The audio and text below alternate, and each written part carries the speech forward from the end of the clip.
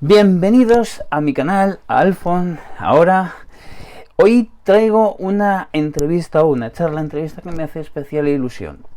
Primero porque es una persona a la que sigo realmente cada domingo, que sube un vídeo cada domingo a las 8. Me estoy refiriendo a Juanjo Prego de Crónicas de la Estepa Rusa, que si no conoces su canal te lo voy a recomendar encarecidamente, porque todos los domingos, ya digo, da datos muy precisos y muy correctos sobre lo que es la Rusia de Putin, sobre lo que es el régimen de Vladimir Putin y de lo que es la Rusia actual. Y de esto trata la charla que tuve con él o que he tenido con él y que tú vas a ver ahora. Así que no me quiero explayar mucho, te dejo con la charla, con la entrevista y espero que la disfrutes tanto como yo lo disfruté ese día. Así que nada más, te dejo con la entrevista y como siempre digo, antes de empezar, suscríbete al canal y ayúdame con este proyecto. Lo dicho, dentro vídeo. Bueno, pues Juanjo, bienvenido. Es un placer tenerte en mi canal. Pues vamos a empezar un poquito con el tema. No me gusta llamarlo entrevista, prefiero llamarlo charla, como te decía antes. Me parece muy bien. Y lo primero que me gustaría un poquito es, vamos a hacer como una introducción. Y supongo que hay mucha gente de los que verán este vídeo que te conocen, habrá algunos que no, pero sí que me gustaría un poquito que empezáramos por ese principio, ¿no? Con ese principio, ¿no?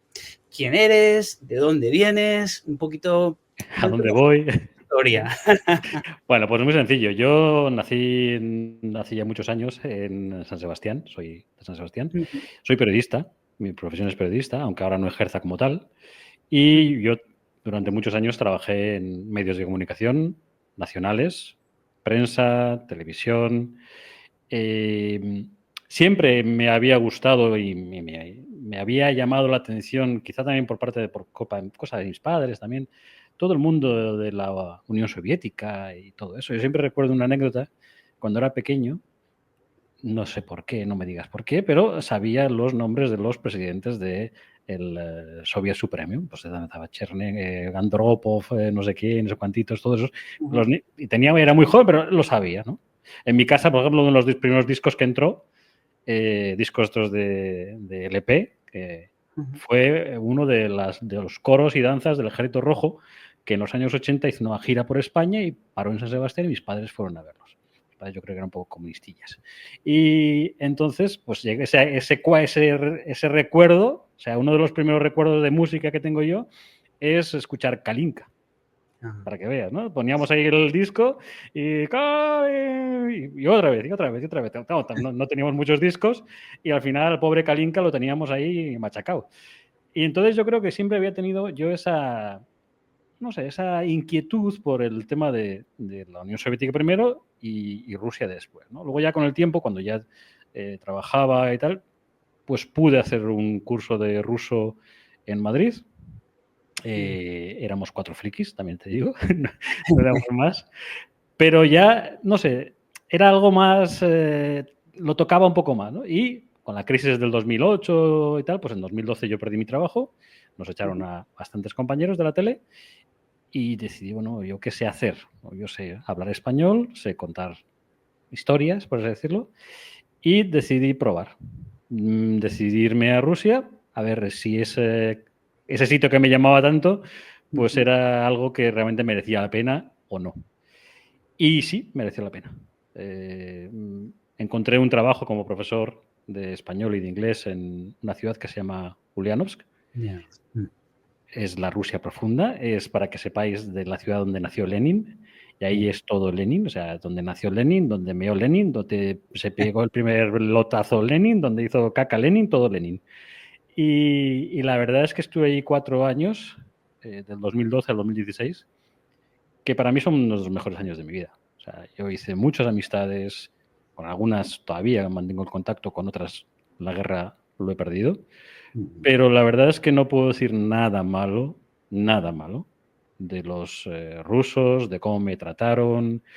Es una ciudad, digamos, de provincia. Yo siempre la comparo como si fuera el Badajoz español, ¿no? tenía la oportunidad de ir a Moscú, o tuve la oportunidad de ir a Moscú, tuve la oportunidad de ir a otras ciudades grandes, pero al final son ciudades donde hay mucho extranjero, donde hay españoles, donde al final quizá no vas a integrarte tanto como si vas a una ciudad pequeña. Y uno de mis objetivos era aprender ruso. Claro. Entonces, claro, al final, en una ciudad como Ulianos, o aprendes ruso o aprendes ruso. O sea, o aprendes o te mueres directamente. Entonces, al final, luego aparte, pues conocí a la que ahora es mi mujer, y ahí sí, ahí sí que no tenía más remedio que hablar ruso, porque mi mujer de español, cero. Entonces era el amor, dicen que es el mejor profesor de idiomas, pues tuve que aplicarme para aprender el idioma de Pushkin y esas cosas. Y la verdad es que, digo, fueron 4 años muy buenos, lo que pasa ya que en el 2016 y yo ya le dije a mi mujer, mira, no me gusta cómo va, hacia dónde va Rusia. No sé, llámalo olfato periodístico, llámalo como quieras, pero no me gustaba. Mi mujer también, vale, pues si tú te vas, yo me voy contigo. Y en el 2016 nos volvimos para España y aquí tal. Y a partir de ahí yo tenía un blog, cuando no había YouTube, no había Instagram, yo tenía un blog que se llama sí, está por ahí se busca en internet, está, desde Ulianovsk, Blogspot, no sé qué. Y yo ahí cada semana escribía, no había esa cosa, pues escribía pues un poco mi vida allí, ¿no? Y es la verdad que ahora lo lees y es muy divertida. Y luego cuando yo llegué aquí, pues dejé un poco todo este tema de redes sociales un poco aparcados. Y antes de la guerra volví a retomar un poco el tema de, bueno, voy a contar qué pasa en Rusia, ¿no? Eran los tiempos de Navalny, los tiempos de represión política, de tal. Y entonces decidí empezar otra vez con, en este caso ya, con el canal de YouTube, de Crónicas de la Estepa Rusa, pero eso fue pues un año antes de la guerra, más o menos. Y luego ya con la guerra pues fue el pelotazo, por así decirlo, ¿no? Pero bueno, no era mi intención, lógicamente. Ojalá no hubiera guerra, ojalá, yo siempre digo, ojalá tuviera 300 seguidores fanáticos ahí, ultras frikis, y no hubiera guerra. Claro, antes decías, y es una cosa que me llama la atención también un poco por mi experiencia. Yo he viajado a Rusia 2 veces, claro, pero de esos típicos viajes de 15 días, básicamente, ¿no? Y en el segundo, que estuve en Kazán, me acuerdo que, o la sensación que yo tuve un poquito con la gente era de que como que te intentaban ayudar un poco más de lo que yo percibo que te puedan ayudar en otros países, ¿sabes? Es un poquito la sensación que yo tuve, ¿eh? También una cosa importante, o creo que puede ser un poco importante, es Kazán, ¿no? Kazán es diferente. Kazán son tártaros. Sí. El tártaro sí es más de hospitalidad, es un poco más la parte oriental, no oriental, sino de mentalidad, ¿no? Es tan europea. Entonces, quizá por eso son más hospitalarios, siempre te ofrecen de todo. Puede ser, ¿eh? Puede ser. Pero los rusos en general, es verdad que así a primera vista y a primer contacto, pues a lo mejor no son la gente, no son la alegría de la huerta, ¿eh? También es verdad que la barrera idiomática hace mucho, porque cuando tú vas a Rusia, excepto en las grandes capitales y la gente joven, el resto no habla inglés, con lo cual o hablas ruso o tienes problemas grandes de comunicación. Pero en cuanto quitas esa primera capa y te van conociendo un poco más y no eres el turista que se queda, sino un poco empieza a vivir ahí con ellos, la verdad es que son gente muy, muy buena, que te intentan ayudar, que cuando tienes un problema saben que eres extranjero, que te intentan echar una mano. Por supuesto, hay gente buena y mala en todas partes. Y te puedes encontrar con el típico que es pero en general yo no tengo malas experiencias de encontrarme ese tipo de gente. Más al contrario, encontrar gente siempre dispuesta a ayudar, rotas esas primeras barreras. A mí, por ejemplo, si no te importa una anécdota, pues, cuando yo iba, es una cosa muy, muy rusa, o por lo menos en Ulianos, yo iba al gimnasio y cuando llegabas al vestuario, pues estaba la gente cambiándose, gente que no conoces de nada. Pero todos se dan la vuelta y te dan la mano. Te dicen, privet. ¿Cómo estás, vete? No los conoces, pero el saludo de la mano es como, bueno, estás aquí, eres de la comunidad del gimnasio, eres de los nuestros, ¿no? Entonces eso me hacía mucha gracia, porque para mí eso es como, Qué raro, ¿no? Luego te acostumbras, pero el primer día como, si a ti no te conozco, ¿para qué me das la mano, no? Pero sí, no, yo te digo que en ese sentido, una vez quitada esa capa de frío, uy, que en ruso sea de la mafia y tal, ¿no? La verdad es que son buena gente. Y eso un poco, vamos a entrar un poquito también en harina, ¿no? Respecto, bueno, todos lo sabemos, ¿no? La guerra en Ucrania. ¿Qué es lo que tú dirías bajo tu sabiduría, ¿no? Bajo tu percepción? Sabiduría es mucho, ¿Cómo se origina todo esto? Para un poquito empezar a hablar del tema este también. Yo creo que todo es muy difícil, hay muchos factores, pero si tuviera que resumirlo en algo, yo creo que se resume en resentimiento. Resentimiento por parte del Kremlin hacia una sensación de haber sido tomados de menos o hechos de menos por parte de Occidente, ¿no? Cuando cae la Unión Soviética, pues quizá mucha gente, muchos políticos rusos pensaban que, bueno, que iban a entrar en Occidente y iban a ser aceptados. Y al final, los años 90 en Rusia fueron durísimos. O sea, estamos hablando de pasar de un sistema comunista a un sistema capitalista de un día para otro. Sí. O sea, cuando aquí hablamos de la transición en España de unos cuantos años, ¿no? Hasta te acuestas comunista y te levantas capitalista. Eso es brutal. Claro. Entonces, claro, esa transición para muchos rusos fue tan dura que se dieron de morros contra la pared, ¿no?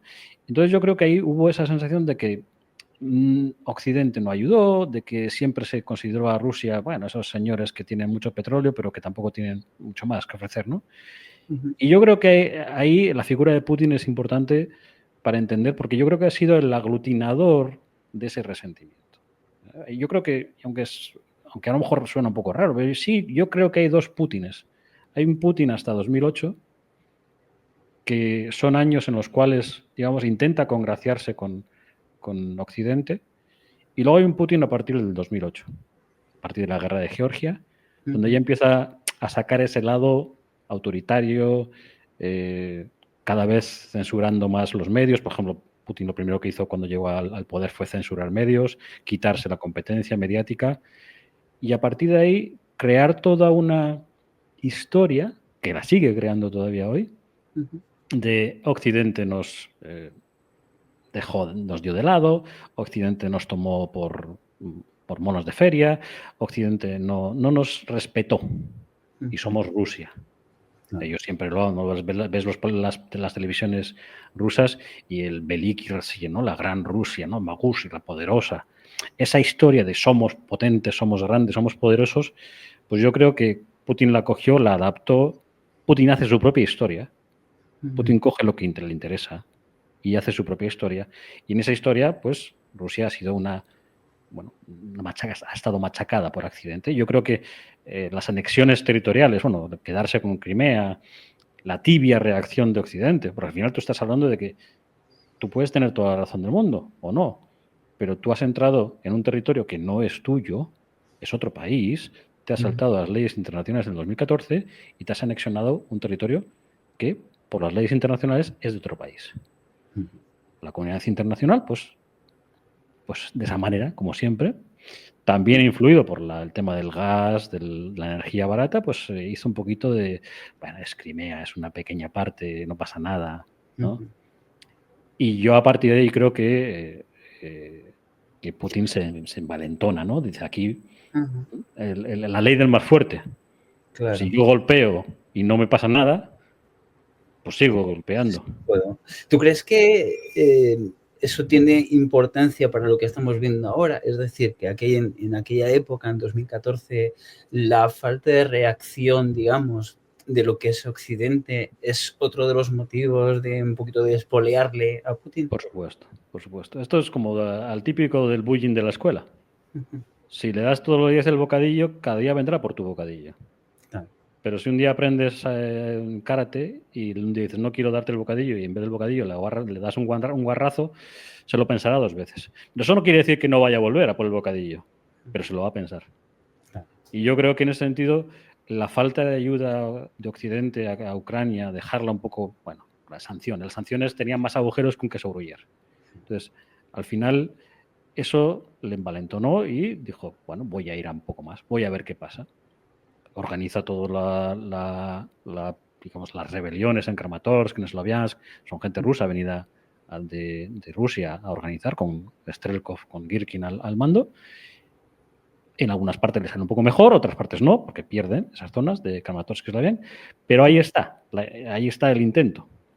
Y cuando vio que se sentía fuerte otra vez y que también había, no sé cómo decirte, quizá había una idea para Putin muchas veces, la idea es que cuando las cosas no van muy bien en el país económicamente, bueno, pues hay que hacer algo, ¿no? Una demostración de fuerza. No es solo cosa de Putin, lo han hecho muchos presidentes y muchos. Pero yo creo que ahí el 2022 dijo, esta es la nuestra. Su retórica siempre es igual. Ucrania no es un país, Ucrania no tiene derecho a existir, Ucrania no tiene que ser una satélite de Rusia. Esa es la retórica oficial. Y es lo que ha intentado. Lo que pasa es que en este caso sí que se ha encontrado con un Occidente que más o menos, con sus luces y sus sombras, sí ha ayudado a Ucrania. Claro, porque al final, es decir, cuando llega febrero, el famoso febrero del 22, ¿no? Cuando se procede, digamos, la invasión completa, ¿tú crees que ahí vio una oportunidad por ver un Occidente más dividido? Sí, hombre, yo creo que Putin siempre, no voy a decir Putin, el Kremlin, vamos a poner el Kremlin, siempre busca la ganancia de pescadores, ¿no? El río revuelto. Tuvimos en España el tema de Cataluña, en otros países, en Escocia, el Brexit. Cuando huele que el enemigo está liado en cosas internas, dice, esta es la nuestra. Entonces lo intenta. Y yo creo que sí, yo creo que ahí vio un momento de debilidad de Occidente, Biden pues mayor, una Unión Europea con problemas, económicamente pues que tampoco Europa es lo que era, muchos nacionalismos. Entonces yo creo que sí que vio ahí la oportunidad de poder meterse en Ucrania y conseguir sus objetivos, que básicamente eran descabezar Ucrania, quitarse a Zelensky de en medio y poner un gobierno títere. Cosa que la guerra de 3 días se ha convertido en más tiempo, efectivamente. Claro, yo he pensado muchas veces que yo creo, y eso es una teoría mía, no sé si tú que un poquito yo creo que debe ser una persona que no le dicen de una forma clara todo lo que ocurre. Y me explico por qué. Yo creo que él, de alguna manera, pensaba que iba a ser fácil hacer una entrada rápida en Ucrania, descabezar, como dices, y quitarse a Zelensky de en medio y convertir a Ucrania, digamos, en una Bielorrusia 2.0, ¿no? Por decirlo de alguna manera. Pero yo creo que no se daban las condiciones para hacer eso de una forma tan clara. ¿Qué piensas? Siempre hay se hace la broma, ¿no? De que a Putin le informó de la invasión Russia Today, porque parece que le dijeron, tú tranquilo, entra, que te van a poner aquí la alfombra, te van a dar el pan, la sal, te van a... Y la verdad es que el error de cálculo fue mayúsculo. O sea, es que... porque una cosa es, yo qué sé, imagínate que por un momento metes todas las fuerzas que tienes en intentar recuperar lo que te queda de Donetsk y de Lugansk. Bueno, pues hasta lo puedes entender. O sea, dejas aparte la entrada por Kharkov, dejas aparte la entrada por Gerson, por Zaporizhia, y te centras en Donetsk y Lugansk. Bueno, pues hasta tiene su lógica porque es lo que ellos reconocen como suyo. Pero entrar por tantos frentes, con unos objetivos tan amplios, pues claro, hay que estar muy seguro de que ya no es que te están quitando un trocito, es que estás atacando el corazón de Ucrania. Sí. Estás atacando a todos los ucranianos. Y yo creo que ahí el error de cálculo, al que se achaca mucho al FSB, a los servicios secretos, a Naryshkin, a todos los del exterior, yo creo que es un error de cálculo tremendo que lo están pagando. Están pagando porque no tenían, o sea, aquel que piense que voy a entrar en un país en columnas y voy a llegar hasta el centro de Kiev y me van a dar una medallita, o como se hablaba, ¿no? De que ya había incluso un programa preparado para el día de la victoria, con la marcha, con el desfile, no sé cuánto. Pues hombre, la verdad es que es estar un poquito alejado de la realidad. Y yo creo que en ese sentido, claro, es una de las grandes dudas, ¿no? Cuando hablamos de kremlinología, que es qué pasa en el Kremlin, Sí. una de las grandes preguntas es, ¿realmente Putin sabe lo que está pasando? Claro. Esa es una de las preguntas claves de esta guerra y claves de lo que es la Rusia moderna. ¿Realmente Putin sabe lo que está pasando? Y yo creo que en parte sí y en parte no. Yo creo que hay cosas que no le dicen básicamente porque hay miedo. Porque al final Rusia se ha construido en una dictadura. Entonces, el que habla un poco de más, el que alza un poco la voz, pues ¡zas! Que le cortan. Entonces, nadie quiere perder la silla. Claro. Entonces, le venden una versión edulcorada de lo pasa mucho, quizá no tanto con las cifras, los datos de muerto y tal, pero pasa mucho con las cifras económicas, ¿no? Le dice, no, es que vamos a producir, un vídeo mío, ¿no? Vamos a producir 1000 aviones para el año 2030. Amigo, es que no hace falta ser Einstein para saber que no vas a poder producir 1000 aviones. Exactamente. Este año van a producir de un modelo Tupolev 214, he previsto en 2025 producir 2. O sea, estás hablando de tal. Entonces, hay cosas que yo creo que no le cuentan o viven su mundo, o no sé. Oye, ¿y cuál crees que es la percepción real o de lo que tú puedes satisfacer un poquito de la gente dentro? A ver, yo creo que la gente de dentro hay que diferenciar que el que está dentro del país, el ruso que está dentro del país, o bien apoya la guerra, o si no la apoya, calla. Eso sí, Claro. el que está en contra de la guerra y tiene medios o tuvo medios para irse, es decir, dinero, trabajo, gente que trabaja en tema de telecomunicaciones, de informática, muchos se fueron porque pueden trabajar a distancia. Entonces, el que pudo se fue, pero muchos no pueden. Establecerte en otro país, en Europa o en América, eso es muy difícil. Pero entonces yo creo que una gran parte de los que se quedan en el país, yo creo que me gustaría pensar que la mayoría de los que se han tenido que quedar en el país simplemente callan por miedo. Y una minoría que se le escucha más son los más turbopatriotas, ¿no? Por así decirlo. Pero cuando tú ves las encuestas, teniendo que las encuestas en Rusia son una cosa muy de esa manera, pues el apoyo a Putin es mayoritario. Entonces, no te las crees, pero es lo que hay. Es como creerte los datos oficiales de economía. Claro. No tenemos otro dato. ¿Te lo puedes creer o no te lo puedes creer? Es cuestión de fe. Entonces, yo, por parte, personalmente, lo que yo tengo más contacto son gente que ha podido irse de Rusia. Los que tengo dentro, pues algunos sí se ha revelado un putinista exacerbado y otros, pues no, pero callan, por miedo. Es que cualquier cosa que digas, cualquier cosa que escribas en una red social, cualquier comentario que hagas, tú imagínate que estás en el médico, estás esperando al médico y haces un comentario, el de al lado te puede denunciar. Son como los tiempos de la KGB, donde el vecino pues esto ha pasado. A una pediatra, no me acuerdo el nombre, una mujer la denunció porque había dicho que su padre estaba con el niño en la consulta, el niño tenía problemas, se comportaba mal y la madre dijo que el padre había muerto, ¿no? Entonces, supuestamente, la pediatra dijo, bueno, pues para eso está la guerra, ¿no? ¿Por qué ha ido la guerra? Una cosa así. No, pues la señora la llevó, la denunció, ha estado en juicio y tiene 5 años y pico de cárcel. Por eso. Entonces, claro, ¿cómo vas a hablar?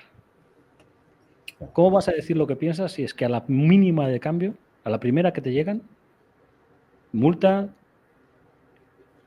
más multas, cárcel o te declaran agente extranjero. Ser declarado agente extranjero significa tu muerte civil. Cualquier dinero que ganes se lo van a quedar. Cualquier persona que te mande dinero también se considera un ayudante, digamos, un aliado, ¿no? Pues te metes en problemas. Está todo hecho de una manera de que sea prácticamente imposible levantar la voz. Y el único que pudo más o menos aglutinar esa oposición fue Navalny. Ya sabemos cómo acabó Navalny. Claro, es un poquito como difícil pensar en que a corto plazo, y ahora te preguntaré por el posible final, es muy difícil pensar que a corto plazo pueden cambiar algún tipo de cosas en Rusia, ¿verdad? A corto plazo yo no veo ningún cambio. El único cambio posible sería que a Putin le diera un parraque y se quedara en el sitio. O sea, Putin es un señor de 70 y pico, de 72 años, que para al estándar ruso ya es un señor mayor. Es verdad que por lo que todo el mundo comenta, pues el señor Putin es una persona que no bebe alcohol, que ha hecho deporte y tal, pero no deja de ser 72 años, ¿no? De hecho, en Rusia hay una gerontocracia. Tú ves a Lavrov, tiene 70 y pico años. Ves al Patrushev y tiene 70 y pico años. Al final son gente muy mayor. Es gente que les quedan 5, 6, 7 años de vida a muchos de ellos. Entonces, ¿cuánto le queda a Putin? Pues no lo sé. Pero si no hay algo inesperado, no tiene pinta de que en un corto periodo de tiempo veamos cambios radicales, porque es lo que ha venido cultivando de los últimos 12 años. Y no solo lo que ha venido cultivando, sino lo que está dejando como legado.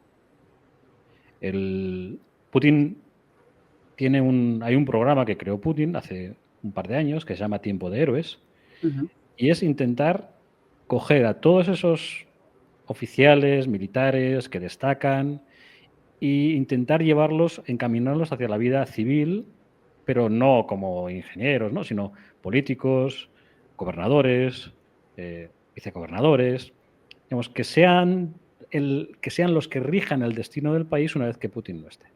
Entonces, cuando tú tienes ese tipo de gente en la política metida, pues van a seguir con esa misma filosofía. Al final son soldados. Claro. Ellos han ido a la guerra porque porque están convencidos de que Ucrania debe ser eliminada del mapa. Y eso lo tienen. Entonces, esa idea la van a seguir transmitiendo. No porque desaparezca Putin, de repente van a ver la luz ahí, como San Pablo, ¿no? Y van a caerse del caballo y van a ver la luz. No, ellos tienen una idea. Y hay un militarismo, hay un adoctrinamiento desde las escuelas. Y ya te digo más, está empezando a haber un adoctrinamiento desde las guarderías. Desde las guarderías. Por ejemplo, hace 2 días, el 27 creo que fue, este año se cumple el 80 aniversario del fin de la Segunda Guerra Mundial. Sí. Todos los años así importantes los celebran. Para Rusia es muy importante el fin de la Segunda Guerra Mundial. Lo que llaman la Gran Guerra Patriótica, ¿no? Sí. Entonces, este año es el 80 y es un año importante. Hace 2 días se cumplió el 80 aniversario, pero de la liberación de Leningrado, lo que ahora actualmente es San Petersburgo. Y hay imágenes, hay vídeos de guarderías, de niños, donde representan, por ejemplo, que están comprando pan con cupones de racionamiento, que están haciendo como una performance de que están muertos de hambre y van con un carrito por la calle buscando comida. A mí me tocó, cuando yo vivía en Rusia, a mí me tocó el 75 aniversario, que también fue una cosa muy gorda. Y yo eso no lo vi. O sea, había una exaltación de la victoria, bueno, eso era... Más que te imbuyes, ¿eh? Tú también estás metido ahí y al final te metes en esa idea. Pero yo esas charlas de que militares vayan a guarderías, enseñen a montar armas a los niños, yo eso jamás lo vi. Y eso es una cosa que está pasando de 2 años para aquí. Además, a marchas forzadas, ¿eh? A marchas forzadas. O sea, empezó con la gente de las escuelas, 14, 15, 16 años, está bajando, te digo, hasta las guarderías, Está el fenómeno, por ejemplo, de todas las juventudes militares, como por ejemplo Yunarmia. Yunarmia es una organización militar que, según los últimos cálculos, tiene 1 millón de chavales entre, creo que son 8 y 18 años, que se preparan militarmente. O sea, hacen marchas, montan armas, desmontan, hacen supervivencias, y luego todo eso imbuido en este espíritu patriótico. Pues al final da que pensar.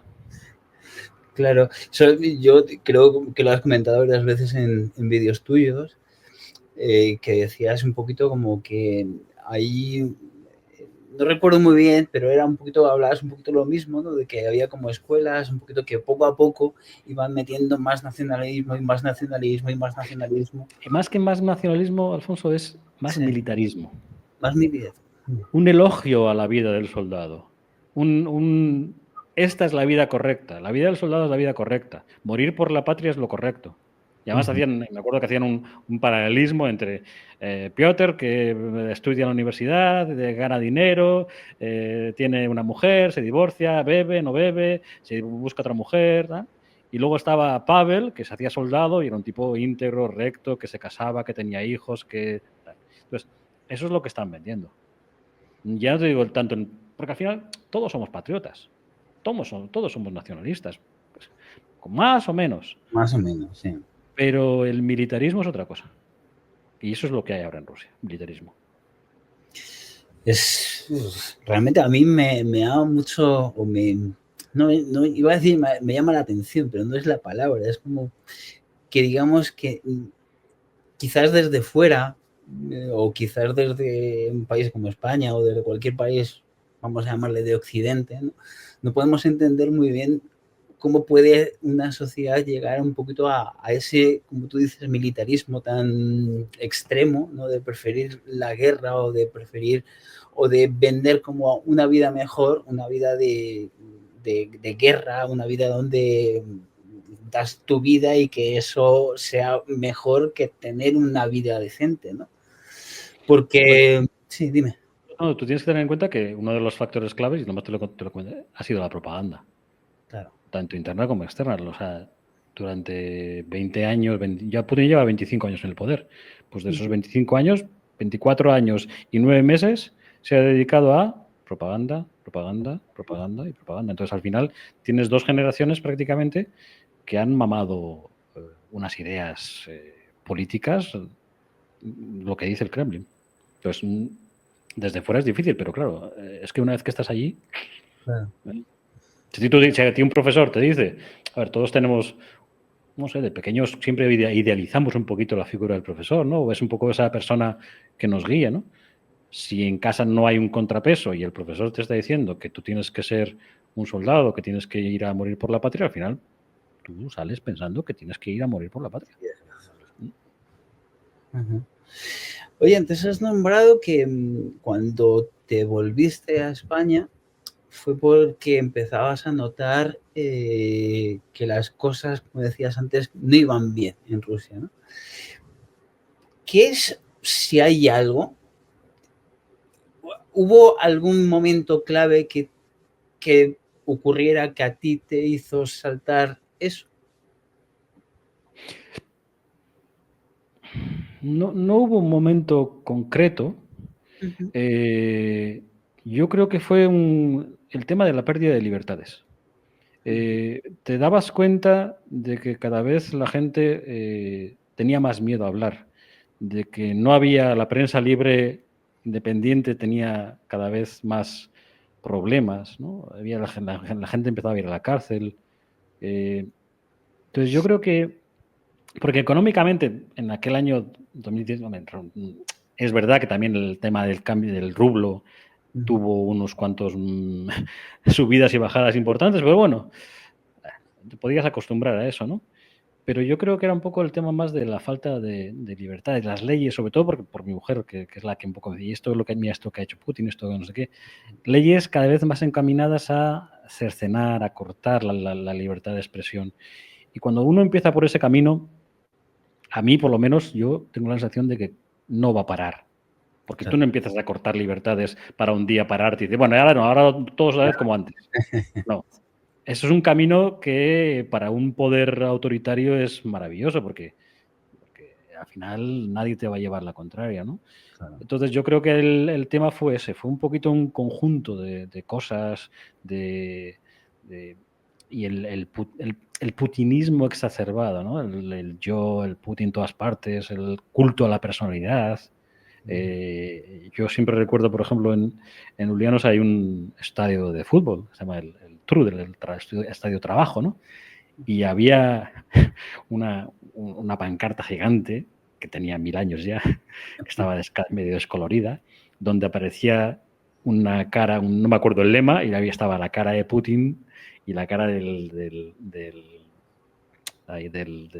patriarca ortodoxo Kirill, los dos ahí, pum, pum, ¿no? Como vigilando ahí el partido, el bar divino, ¿no? Entonces, esa obsesión por ese culto a la personalidad, ese coartar las libertades, a mí particularmente, ya te digo, me empezó a mosquear y por eso yo creo que no hubo nada concreto. De hecho, yo siempre digo que cuando a mí me pilló en Rusia la anexión de Ucrania, de la anexión de Crimea, la entrada en Crimea. Es verdad. Y yo estaba en el 2014 allí. Claro. Y sin Claro. embargo, no eras consciente de que había, y eso lo digo siempre, había tal, no sé si de histerismo o un patriotismo tan desatado, con eso del Krim Nash, ¿no? De Crimea es nuestro, Sí. que al final no podías abstraerte y no podías decir, no, es que, perdona, que ustedes han entrado en un país internacional, unas leyes, unas fronteras y os la habéis cargado, no. Y primero porque no podías decirlo, porque en cuanto decías algo así, se te tiraban a la cabeza, al cuello, ¿eh? O sea, yo tuve broncas gordas con algunas personas, ya ha pasado un tiempo, cuando tú también lo vas asimilando y a pesar de todo ese ambiente, tal, pues te das cuenta, oye, no, eso está mal. Y cuando tú lo comentabas, no, o sea, no había manera de meterles en la cabeza que se habían saltado las leyes internacionales por la torera y que habían invadido un país ilegalmente.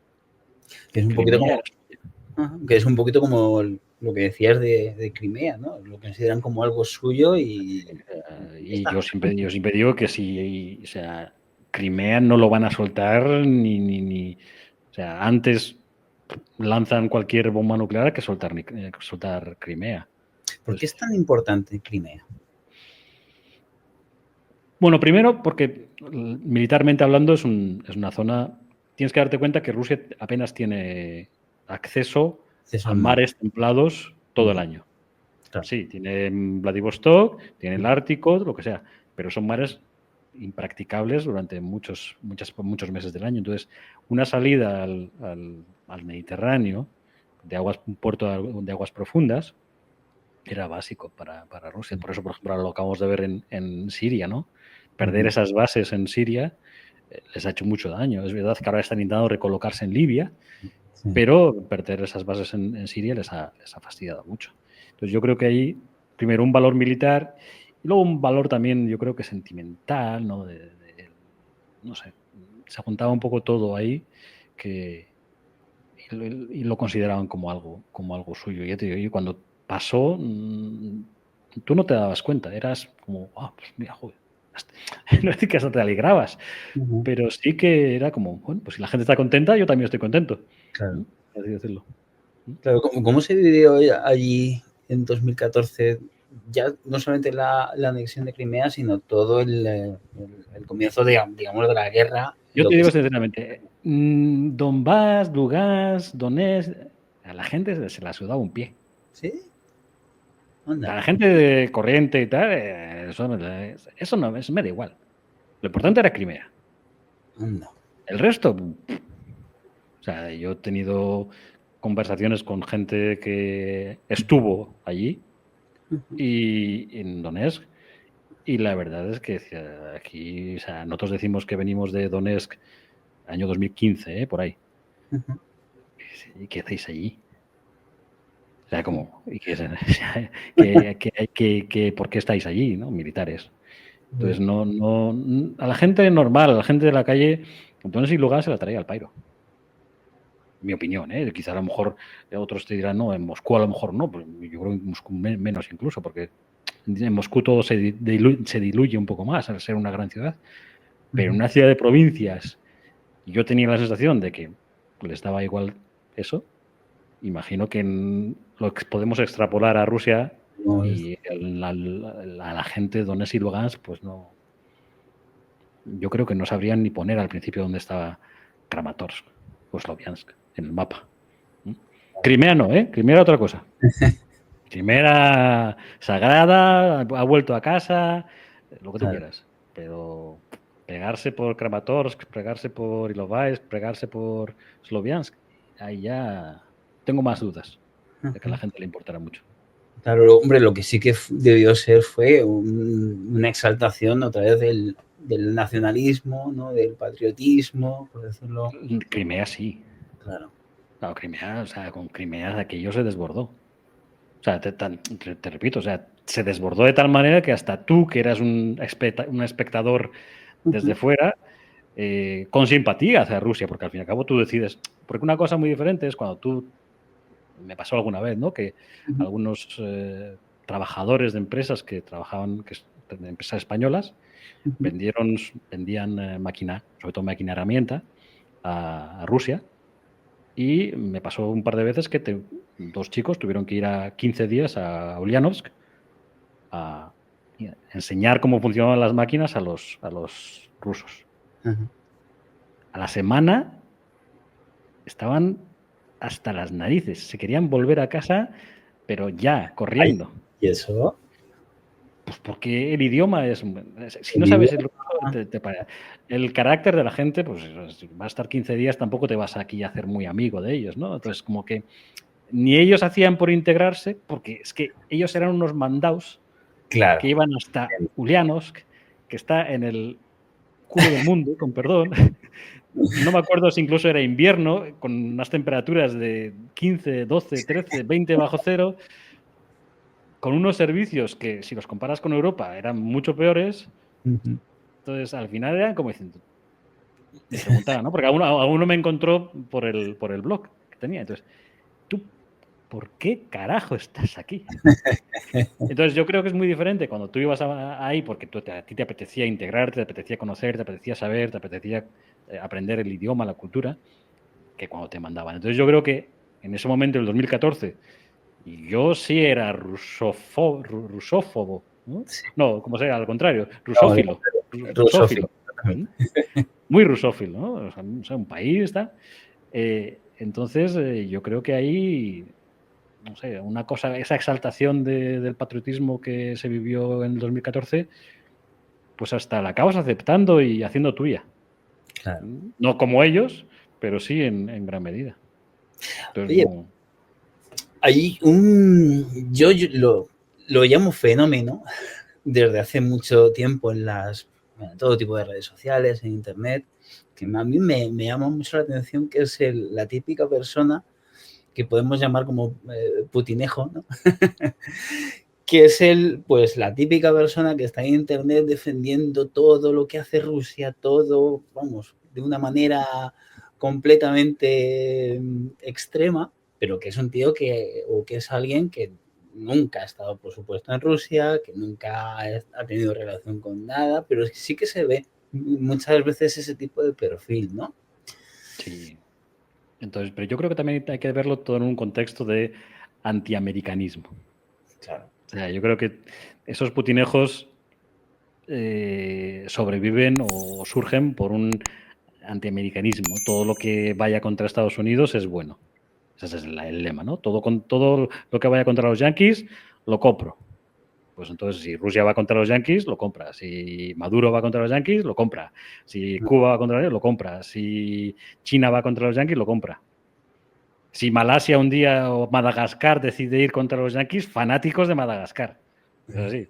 Los lemures a tope. Claro. ¿Tú crees? Yo creo que no tienen otro fundamento. Es repetir lo que las cosas. Y luego, aparte, oye, ojo, de todos esos, también hay una parte que ha sido cultivada por el Kremlin. O sea, toda la red de propaganda externa fuera de Rusia, oye, los tentáculos del Kremlin son alargados. Y todos conocemos personajes que, pues, parece claro que están al servicio del Kremlin. Pues no solo es el que se apunta a un bombardeo, sino el que recibe su Bizum Moscú y se encarga de distribuir una narrativa. Claro, ¿tú crees? Yo es que ahora, claro, como no la podemos ver, ¿no? RT, me refiero, ¿no? ¿Tú crees que durante muchos años, porque yo sí que era muy evidente, por lo menos cuando lo podíamos ver en España, ¿no? Toda la programación que hacían, como una exaltación un poco de todo lo que pasaba en Rusia, como una búsqueda de, como decía yo, de que parece un poquito como que a cada perfil del resto del mundo les decían un poquito lo que querían escuchar, ¿no? ¿Tú crees que hay una estrategia dentro del, o había una estrategia dentro del Kremlin en ese sentido? Sí, desde luego. Margarita Simonian, la jefa de RT, ya lo dijo con la guerra de Georgia. RT está al servicio del Ministerio de Defensa. Es una pata más de la propaganda, de la guerra y como tal cumple. Pero yo creo que RT sí eran muy inteligentes, o fueron muy inteligentes en una cosa. Yo creo que, como tú bien has dicho, se adaptaban un poco al público. El mensaje no era el mismo en España que en México. O no era el mismo en España que en Argentina. Buscaban siempre el ¿contra quién van estos? ¿No? Por ejemplo, si los mexicanos pues tienen tirria a los norteamericanos, a los estadounidenses, vamos a potenciar ese antiamericanismo. Si los, yo qué sé, los venezolanos tienen tirria a la Unión Europea por las sanciones, lo que sea, pues también vamos a potenciar eso. Yo creo que eran muy pragmáticos a la hora de buscar los puntos débiles y sabían perfectamente, y lo saben perfectamente, buscar ese resquicio, ese huequecito, para intentar meter una cuña y a partir de ahí, clank, clank, clank, y hacer daño. Yo creo que a eso RT, lo pasa, es verdad que no lo vemos, bueno, la vemos si, por ejemplo, en Telegram se puede ver, o si, no todo, lógicamente, pero se puede ver bastante. Pero, bueno, yo creo que es una labor de RT y de otros canales rusos el fomentar la cizaña, por así decirlo, entre Occidente.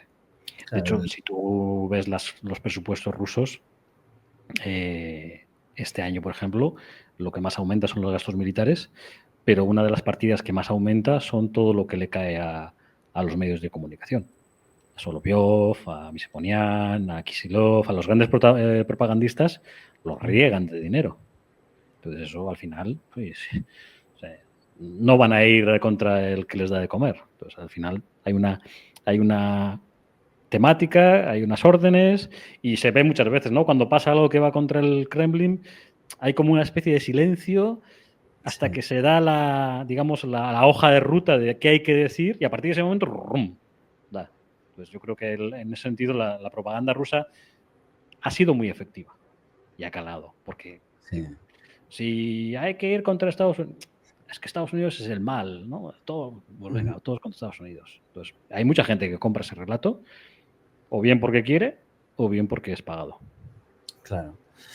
¿Y tú crees, porque es también muy habitual que veamos, sobre todo en Twitter, ¿no? los vídeos cortos de Solovyov diciendo alguna barbaridad?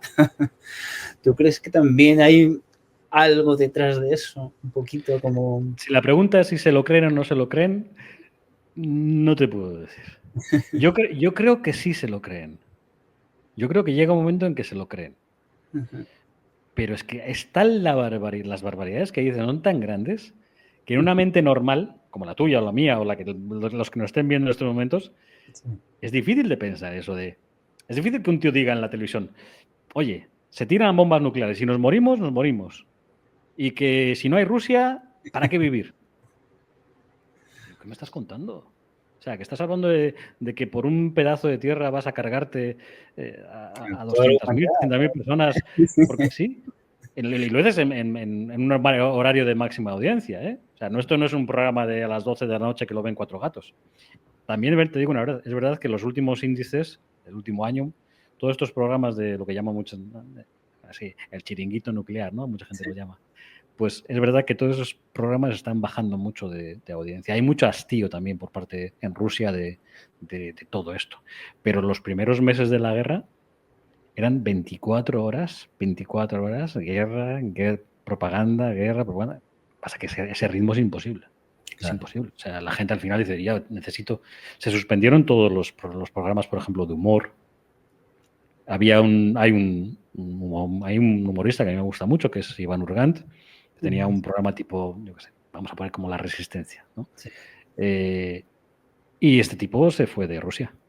Se fue. Le cancelaron el programa y algo debió decir y decidió que era mejor salir por patas. De hecho, estuvo hace poco en España con Posner, dando como monólogos, charlas y tal, pero este no ha vuelto a Rusia. Entonces, todo lo que eran programas de humor, todo lo que eran programas de tipo diversión, fueron eliminados de la parrilla. Los programas de Solovyov duraban 4 horas. Y después de Solovyov llegaba Skabeva y te metía otras 2 horas de chapa. O sea, al final ponías la tele, cualquier canal a cualquier hora y había un propagandista diciendo que Estados Unidos, que tiene... Pues yo creo que ahí también eso es un punto de pensar que tanto repetir las cosas, al final se las acaban creyendo. Claro. Hablemos de economía. ¿Cómo está la economía rusa ahora mismo? Regulinchi. Regulinchi, ¿no? Regulinchi tirando a mal. Es verdad que las sanciones podían ser mejores. Es verdad que hay agujeros. Pero que el que diga que las sanciones no afectan a Rusia, miente. Si hago un poco de spoiler, si me permites, el próximo, no sé cuándo vas a emitir esto, pero uno de los últimos... La próxima semana. La próxima semana. Pues entonces yo habré publicado ya un vídeo. Habré publicado un vídeo sobre lo que es el Fondo de Bienestar Nacional Ruso, que es un poco como la hucha de las pensiones en España, ¿no? Y esa hucha de las pensiones cada vez tiene más telarañas y menos rublos. Y la bajada está siendo considerable continuamente. Hay muchos sectores que lo están pasando mal. La construcción, por ejemplo. Rusia tiene un problema de fondo, es que lo subvenciona todo. Papá Estado tiene, no sé si por esa mentalidad comunista o algo queda, de que papá Estado ayuda a todo el mundo o debe ayudar a todo el mundo. Entonces, por ejemplo, las constructoras de repente empezaron a ganar dinero a expuertas porque a Putin se le ocurrió lo que eran las hipotecas preferenciales. Pues si tenías un hijo o 2 hijos, cumplías una serie de condiciones, tenías una hipoteca al 6%. 6% ya es, ¿eh? Pero si lo comparas con los tipos de mercado que había en aquel momento, pues era un 14, un 15, era menos. Ahora ya, bueno, la diferencia es brutal. Entonces, empezó a dar hipotecas de este tipo y, claro, las constructoras dijeron, aquí vamos a construir, y empezaron a construir. Lo que pasa, ¿y qué ha pasado? Que se ha acabado el dinero para las hipotecas. Ya no hay dinero para hipotecas preferenciales, entonces las constructoras han encontrado que tenemos 18 millones de pisos y a ver cómo los coloco. El crédito ahora, una hipoteca, está en torno a las mínimas, las más bajas de mercado, están en torno al 24 o 25% de interés. ¿Quién se mete en una hipoteca al 25% de interés? Y cuando hablo de interés de hipotecas, hablo también de coches. Una hipoteca un crédito para un coche está en un 30%. ¿Quién se compra un coche? Lo arreglo con espadarapo hasta que eso pete, ¿no? El sistema de ferrocarriles. El sistema de ferrocarriles no da abasto, son maquinarias viejas, el carbón. Nadie compra carbón ruso. Y hasta ahora lo que les ha salvado el culo ha sido el petróleo. Porque el gas, al final, ya no transita por Europa. A China se lo encasquetan, pero de esa manera. Pero Se lo meten. Perdón.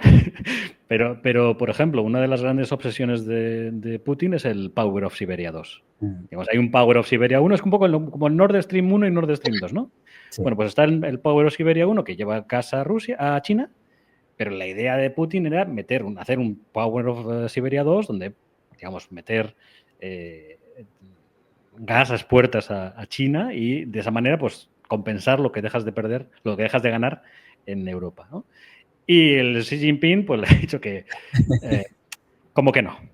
De hecho, un día leí una noticia que no sé si era verdadera, pero bueno, yo la leí medio más o menos serio y era que querían el gas más barato que lo que incluso lo vendían en Rusia, los propios rusos en Rusia. Claro. Si no sale rentable, ¿no? Entonces dijeron, bueno, como que no. Entonces, hay ciertas cosas que no. Y el petróleo por ahora es lo que les salvó del culo. Le salvó el culo en 2023, hubo una crisis, o sea, hubo un pico en abril de 2023, tenía muchos problemas de déficit y de repente por abril subió el petróleo un montón y empezó a entrar ahí dinero a las puertas al Kremlin, en gran parte por todos estos petróleos fantasmas que hay dando vueltas por el mundo. Pero Estados Unidos se puso las pilas, empezó a poner sanciones contra bancos, contra empresas que trabajaban con lo que llaman sanciones secundarias. Entonces, claro, ya los chinos empezaron a pensar, a ver, si yo, banco chino, trabajo en estos rusos y Estados Unidos se entera, me va a caer un puerro por trabajar con los rusos. Entonces prefiero dejar de trabajar con los rusos porque mi negocio está más en Occidente. Claro. China vende a Occidente, sobre todo. Entonces, Sí, ahí yo creo que el mantener estas sanciones e incrementarlas poquito a poco, pues al final le van a dar, le van a doler a Rusia. Y luego aparte, pues están todos estos ataques a refinerías, a depósitos de petróleo, que eso al final cuesta. Hoy un dato de hoy, cuando se emita, el dato es que la gasolina al por mayor, la venta al por mayor, había subido en las últimas 2 semanas como un 2%. Y eso es culpa de los ataques a refinerías y depósitos. Entonces, eso, no hay producción. Todos los datos... Rusia prácticamente no da ni un dato económico, ¿cómo decirlo? Que sea susceptible de dar mucha información, ¿no? Claro, sensible, sí, por decirlo. sensible, sí. Todo lo que da Rusia, todos los datos económicos que da Rusia, siempre hay que ponerlos entre comillas. Porque te venden una cosa, pero luego empiezas a rascar y empieza a salir ahí la mugre. Entonces, claro. hay ciertas cosas. El gas natural licuado, por ejemplo, lo está consiguiendo meter. No hay sanciones contra los fertilizantes, que es otro, parece una tontería, pero los fertilizantes en Rusia es uno de los mayores productores del mundo. Entonces, al final, ¿se podría hacer mejor? Sí, pero también ahí jugamos con la hipocresía de Occidente, ¿eh? Claro. Somos muy hipócritas porque queremos hacer daño a Rusia, pero tampoco queremos quedarnos... No queremos renunciar a lo que... Sí. No queremos tener la gasolina a 2 euros el litro. Efectivamente. Pues al final hay mucha hipocresía. Y España, en el sentido, por ejemplo, en el caso del gas natural licuado, España juega un papel fundamental. Porque aquí entra mucho gas ruso y mucho petróleo ruso de esa manera. Por Algeciras y esas cositas. Entonces, ¿que las cosas van mal económicamente? Sí. ¿Que puede aguantar todavía Rusia? También. O sea, no estamos en los años 80. No estamos en el comunismo, el final del comunismo, aunque huele mucho a final del comunismo, también te digo. Pero no estamos en un mundo donde no hay una conexión, donde en un país era un país y otro país era otro país. No, ahora todo está interconectado. Todo está vinculado. O sea, puedo comprar en China y si no puedo comprar en China, lo puedo comprar en Singapur. Y si no puedo comprar en Singapur, a través de Mozambique, conozco un tipo que me vende chips para poder ensamblar no sé qué. Eso antes era imposible, ahora es posible. Ahora es posible. Entonces, es como una caída lenta. ¿Que a todos nos gustaría que fuera más rápida? Sí, al menos a mí me gustaría. Pero es como una gotita y al final... Yo también te digo que creo que este año 2025 es clave para Rusia económicamente hablando. Si el precio del petróleo, si digamos que Trump cumple sus promesas Sí. y el precio del petróleo lo tira por debajo de $60, $55, ahí va a sufrir mucho Rusia. O sea, no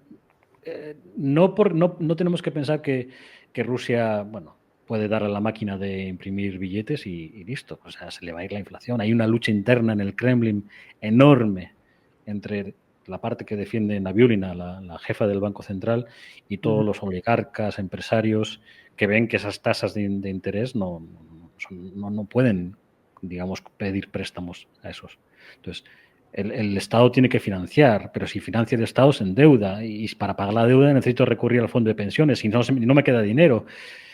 Pues está metido en una espiral que puede reventar por cualquier sitio.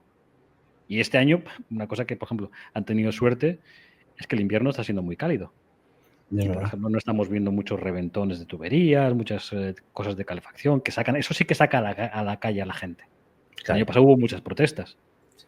Este año, por ejemplo, no está viendo. Están teniendo suerte. Pero la economía rusa está mal.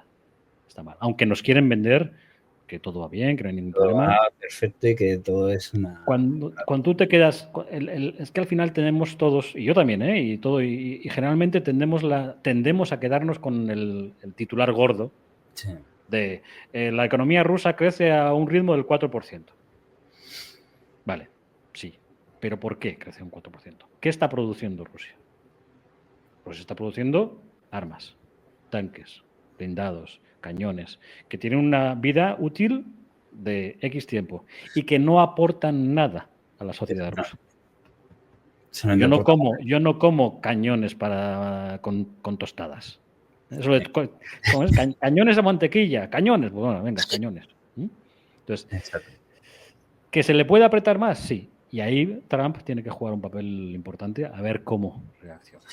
¿Cómo crees que va a jugar el factor Trump ahora? Yo con Trump soy... O sea, a veces la gente me dice, es que no te mojas, es que no tengo ni puñetera idea de qué va a hacer. Porque es que Trump me parece completamente imprevisible. Pero yo sí tengo no sé cómo decirte, tengo la idea o que os sale muy bien o que sale muy mal. Pero no hay un término medio. Y lo digo ¿por qué? Por los egos. Si hay una persona en el mundo que tiene un ego del tamaño de una catedral, es Putin. Y otro que tiene un ego es Trump. Entonces, ese choque de egos... Claro, porque tú no puedes... Hemos visto el caso ahora de Colombia, ¿no? De amenazas a Colombia y parece que Colombia pues echa para atrás, recula y se la envaina, ¿no? Pero claro, si tú le dices a Trump eso, a Putin eso, no. Putin no traga. Putin no traga. Putin te va a decir que tiene un misil supersónico que puede acabar en Kiev en 5 segundos. Entonces, claro, ese choque de egos a mí me preocupa mucho. Me preocupa mucho. Y luego, yo creo que hay una idea equivocada por parte del Kremlin, ¿no? Y es que solo tienen que negociar con Estados Unidos. Que el resto de actores, incluida Ucrania, no es un interlocutor válido para Estados Unidos. Y ahí volvemos un poco a la idea del principio, ¿no? De esa grandeza de Rusia, somos Rusia. Tenemos un arsenal atómico. Somos aquí una gran superpotencia mundial, cosa que es mentira. Entonces yo creo que todavía están en ese marco mental de solo puedo negociar con el que está a mi par, y a mi par solo está Estados Unidos. Yo no me voy a rebajar a reunirme con la Unión Europea y con una señora que se llama Kaja Kallas, que no sé ni de dónde es prácticamente, ¿no? O con el que sea. Entonces, yo creo que ahí podemos ver avances en una reunión entre Putin y Trump. Sí, se pueden llegar a acuerdos. O sea, al final son dos tipos que podrían llegar a acuerdos. Si el ego no lo rompe todo, pues, pero claro, ¿esos acuerdos serán aceptados por Ucrania? Por Ucrania, exactamente. Porque al final la que está luchando es Ucrania. ¿Tú le puedes cortar el grifo de armas a Ucrania? Sí, por supuesto. Pero la Unión Europea, ¿qué hará? ¿Apoyará a Ucrania? ¿O se bajará los pantalones y dejará de apoyar? Y dejará sola a Ucrania. Claro. Tiene muy mala salida. Y luego hay una cosa que creo que es importante, que es que Rusia no quiere la paz. Rusia no quiere la paz. O sea, lleva dando la matraca Putin las últimas 2 semanas con que Zelensky es un presidente ilegítimo.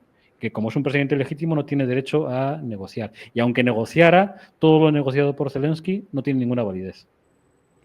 Lleva 2 semanas, tracatrá, cada 2 por 3.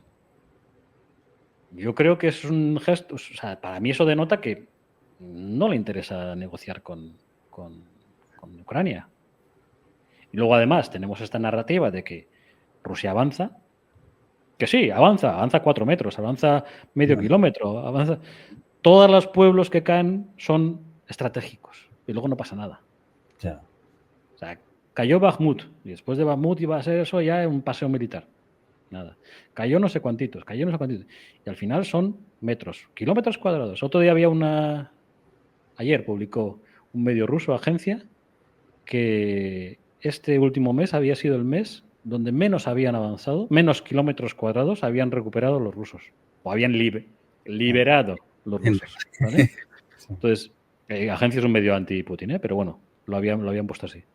Entonces, sí, avanzan, pero ¿a qué coste? Hoy había un artículo, otro medio, Berska, que hablaba del número, cómo había subido el número de gente en Rusia discapacitada físicamente.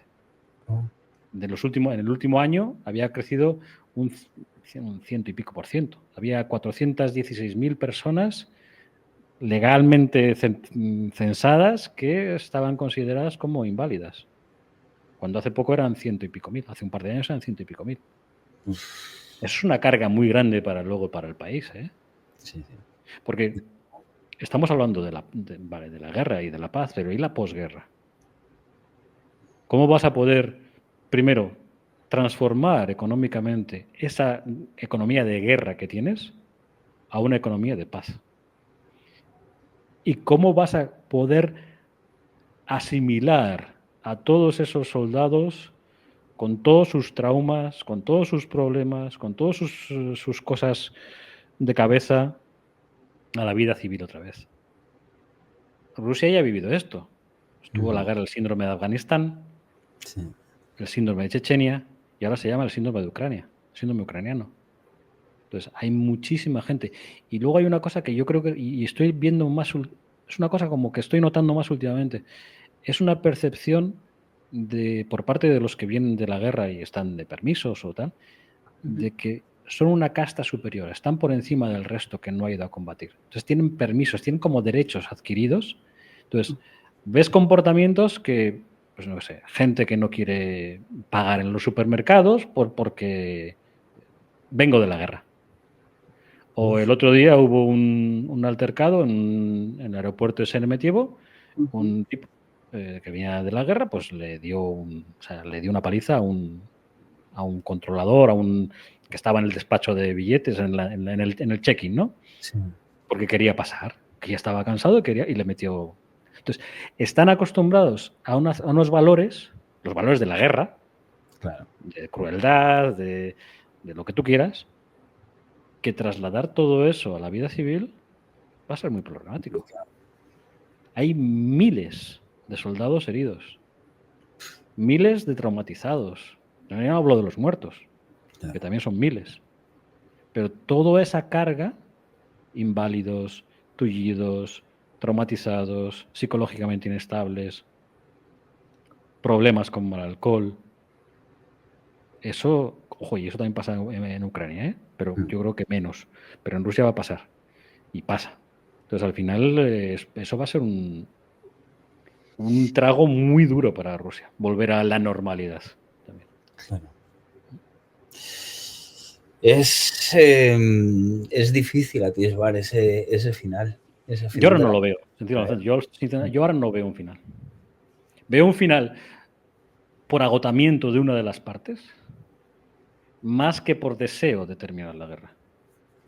Veo o que bien Ucrania se quede sin hombres, sin ayuda extranjera, porque al final Ucrania depende completamente de los socios occidentales, o de un catacrack de la economía rusa. uno de esos factores va a ser el que decida la guerra, para mí. Sí. Y yo ahora tampoco veo ni uno ni otro. Si te digo, incluso, si me apuras y te digo, tienes que jugar 5 bretes, pues me juego más 5 bretes al catacrack de la economía rusa que al desfondamiento de Ucrania.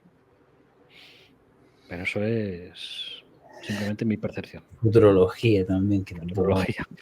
Sí. O sea, yo soy experto en Rusia. Yo Ucrania no controlo tanto, ¿no? Pero yo sí veo muchos, lo decía, ¿no? Sí huele mucho a los años finales del comunismo, donde hay muchas pequeñas cositas que se están juntando y que pueden unirse y desatar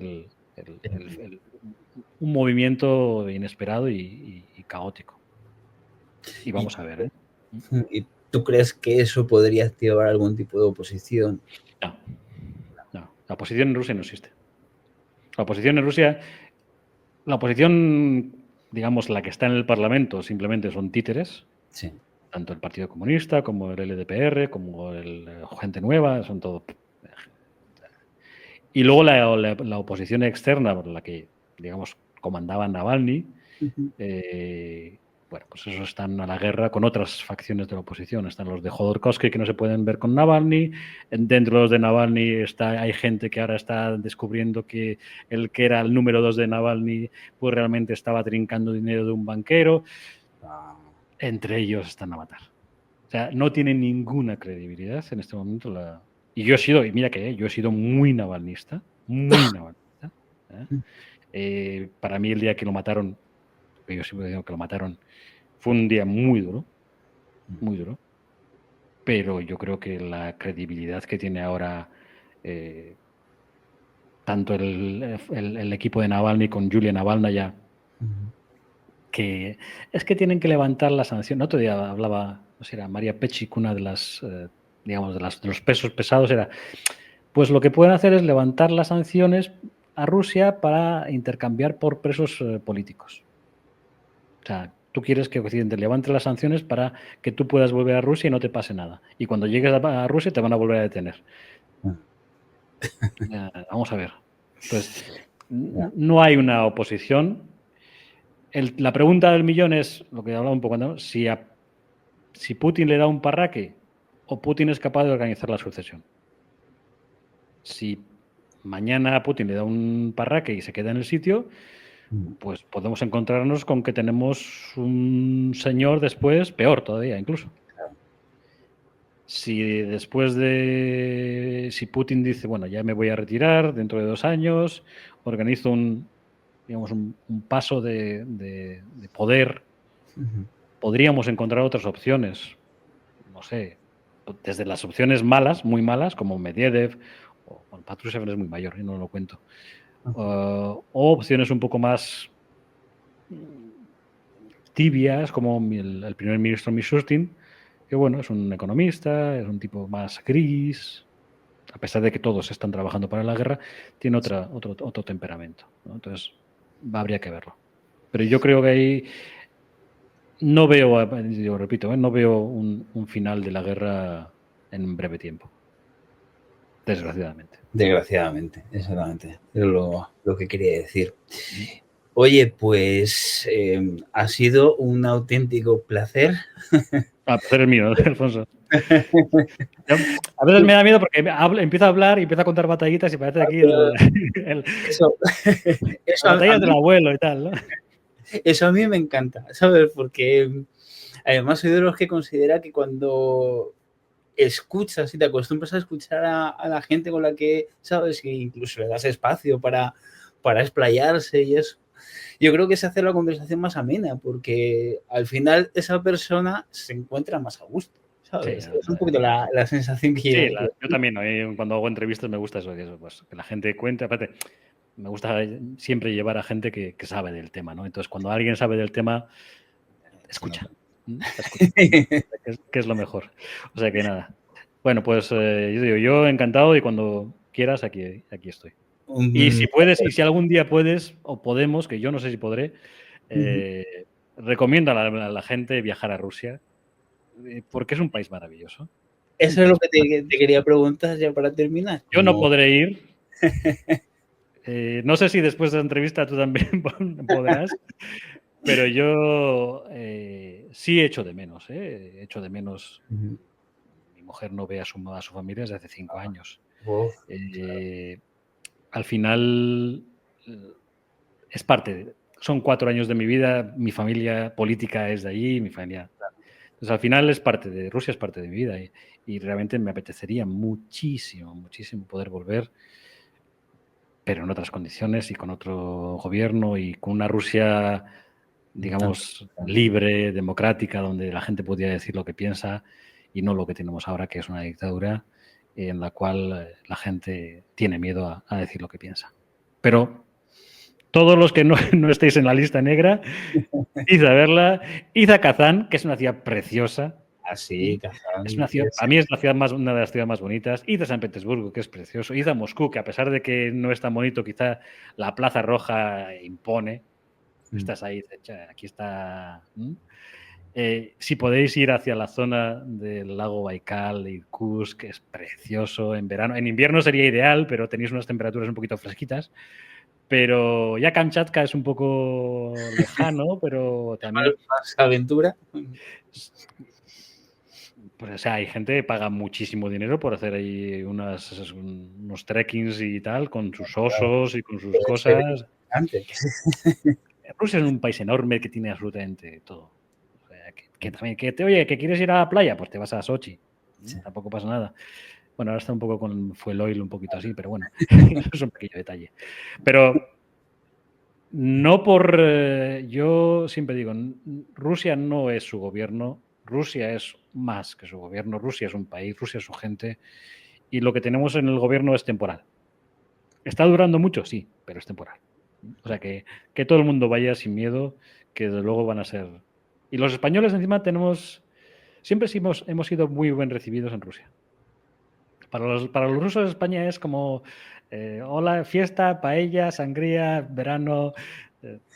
Bueno, entonces tú eres español, dices que eres español y eso sí, hay que aprenderse la alineación del Barça y del Real Madrid. Con eso te abre muchas puertas. Oye, no es broma, pero no, hay muchos sitios donde si tú sabes el nombre de futbolistas y tal, te abre puertas. Yo te digo, Alfonso, lo primero que me decían a mí cuando llegaba, tú eres español, ¿Messi o Cristiano Ronaldo? Era la época de... Sí, y yo decía, no, yo soy de Osasuna, a mí no me mires. Entonces, pero bueno, la verdad es que, digo, repito, a todo lo que pueda aquí te viaje, o sea, porque es un país que merece la pena visitar. Oye, pues lo dicho, no te quiero quitarte mucho más tiempo. Ha sido un placer y yo creo que ha sido una charla bastante interesante. Voy a dejar, por supuesto, toda la información abajo en la caja de comentarios para que también un poquito la gente que entre y que no te conozca se vayan todos los domingos a tu canal. A las 8. A las 8, exactamente. Yo encantado y cualquier cosa que necesites y yo estoy dispuesto siempre a ayudar y echar una mano y a mí hablar de Rusia es que me gusta. ¿Qué le voy a hacer? Bueno, oye, pues muchas gracias y como dices siempre, das vidania. Das vidania.